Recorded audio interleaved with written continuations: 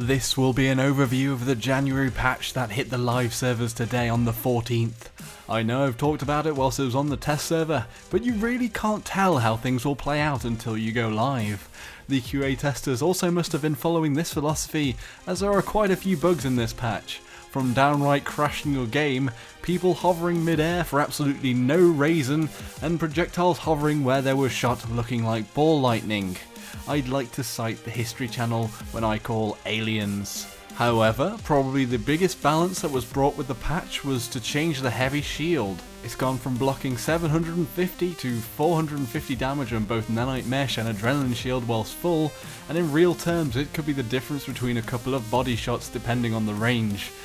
To make sure the heavy wasn't left to flip-flop, the devs increased the recharge rate, meaning it's now a small burst of a shield, but more often available. To be honest, it was hard to tell whilst playing as a heavy the actual difference. The fights I got into were quite chaotic, but I was certain I was dying a lot easier and more to engineers and light assaults. But then again, I did have the battle rifle equipped, and in all honesty my skill with it is lackluster to say the least. I didn't really notice a difference until I played as light assault, and it became quite apparent that if I got the drop on a heavy, I would win almost every time. No more of this spinning around, enamoured in a neon glow, to pause and slowly shoot me to death. And whilst I had already emptied several magazines into them, nope, that is gone. If you have the jump, it will usually mean you will also get the kill. But don't expect to win a 1v1 whilst they're looking at you piercing your soul. It is still an upper hand, just not quite as drastic a one as before. What this does is puts heavy assaults back into the paper scissors rock game, and doesn't make them the king of infantry play. Light assaults and infiltrators have the element of surprise, and against heavies it seems to actually work now, and in general engineer and medic will stand much more of a chance, but face to face they will be on an equal footing. But them themselves have their own benefits and limited ammo and healing / rezzing respectively. The resistance shield has received a 5% nerf. Well, actually that amount seems fairly negligible, as imagine if you're getting hit 10 times and the reduction is 5%, and even if it's far away, then you're getting hit for like 100 damage, that's only 5 damage a time. And that's only 50 damage reduced overall, so that's not even enough for one shot. Normally. I mean, it's not a lot basically, it's not a very big nerf. And it's actually received a rather large buff to increase the active duration by 50%, so this extra 50% you will actually accrue more of a resistance to damage than before. So perhaps this will be the go-to ability for anyone that wants to be a glorified bullet sponge. A shiny one indeed. Then we have the leadership updates.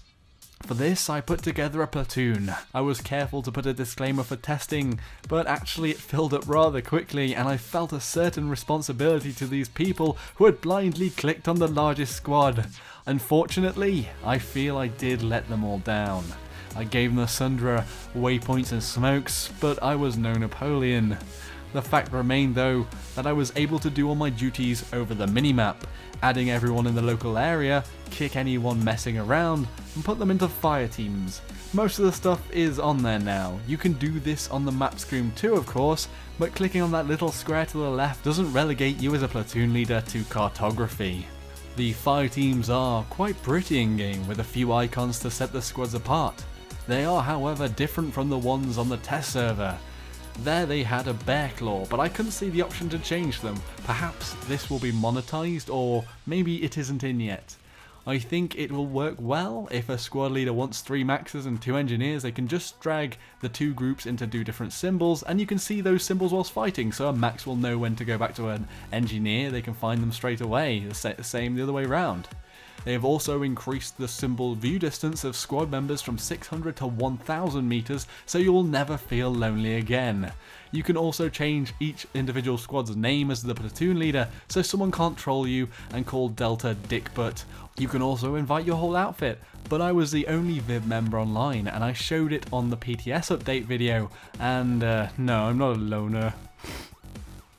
A lot of my footage is me doing a bit of everything, so here's me showing off how you can now drop out of the Liberator without taking damage and going on to use the Eidolon, a battle rifle which has been changed, whilst also using the changed nanite mesh shield. I also changed back to my VS who is a male, whilst all of my other characters are female, so let's throw a sex change into the mix. Change for 2016 everybody. Anyway, all of the battle rifles have been buffed in their maximum damage range from 8 meters to 15 meters. Whilst if you actually measure that in game it isn't too far, it will make the battle rifles, well, rifles, more competitive in medium ranges where you can reliably hit the head and get a 2-shot theoretically. I can't say my aim was that great today, so take it with a pinch of salt as to its true potential. The next big thing was the change of the last level or battle rank from 100 to 120, ultimately making my clickbait titled video of, to quote, most epic battle rank 100 Planetside 2 last level Rendizook null and void.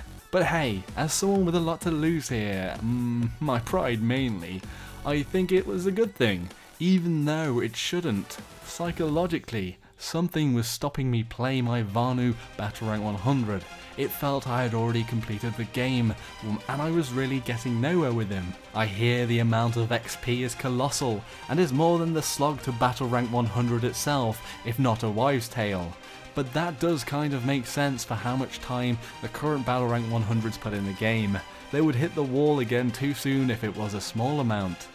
Does anyone have any money to bet on who will make it to 120 first? No, seriously, taking all bets!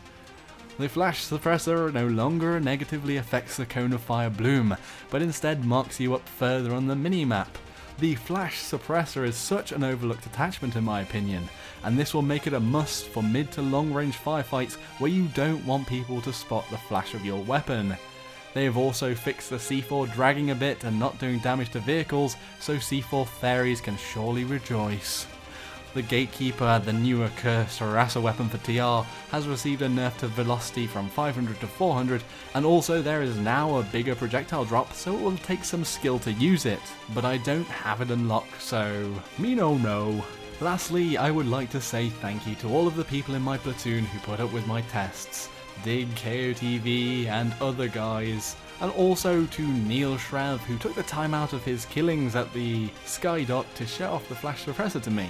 And also to Soul X Chrono, who on the IRC confirmed what my thoughts on the resist shield were, because maths isn't my strong suit. Anyway, what are people's thoughts on the update? Hope you all enjoyed the video, and if you did, be sure to subscribe and initiate the like button, and to tell anybody you know. Until next time everybody, Joshino.